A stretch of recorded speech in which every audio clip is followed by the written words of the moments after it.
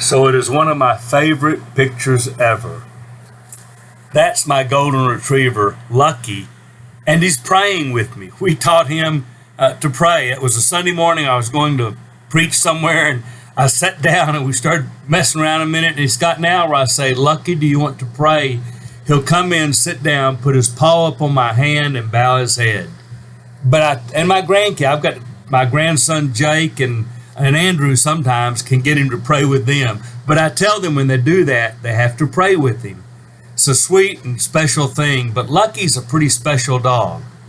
He's old now and going deaf, and I suspect his years on this earth are numbered, but I want to tell you why Lucky's really special to us and how Lucky helped tell most of our neighborhood about Jesus when he was a puppy. We had a golden retriever named Remington. It was my son's dog, and I loved that dog. The only problem I ever had with that dog is occasionally when we would go dove hunt, if he sat by me, if I missed my first 3 shots, the idiot got up and moved down to somebody else. Or maybe he wasn't an idiot. Maybe he was smart and knew somebody else would hit a dove.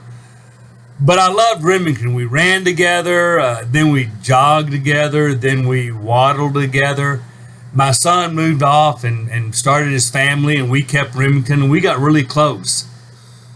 And Remington began on our runs to have small strokes and seizures, and of course the time came when it got bad. I came home from church one Sunday and opened the back door, and he was spinning in a circle on the porch. And I grabbed him, held him in my arms, and he went limp. I thought he had died, and he reached up and gave me a little lick, but it was time, and we had to put Remington down. And as many people who love dogs say, I don't know if I can ever get another puppy like him. But because we're Christians, we prayed about whether we should get another dog because, well, we pray about everything. And we asked God to help us find the right dog. And because we're Christians, we even had a certain budget number that we thought was all we could spend to buy another dog. One day my wife opened the paper and saw an ad for golden retriever puppies.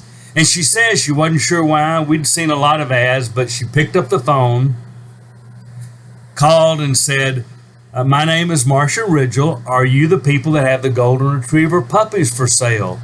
And my wife said, she said that, and the lady said, yes, did you say Marcia Ridgel? Are you Steve's wife? And my wife said, I don't know why. Well, it turns out the lady said, my husband used to sell ads with Steve when they worked for a phone book company. And when all the other salesmen would go out after work every day, they would go eat cheeseburgers and talk about Jesus. And she said, we would love for our puppies to go to a good home. We'd love to sell you one. And my wife said, well, that's sweet. How much are they?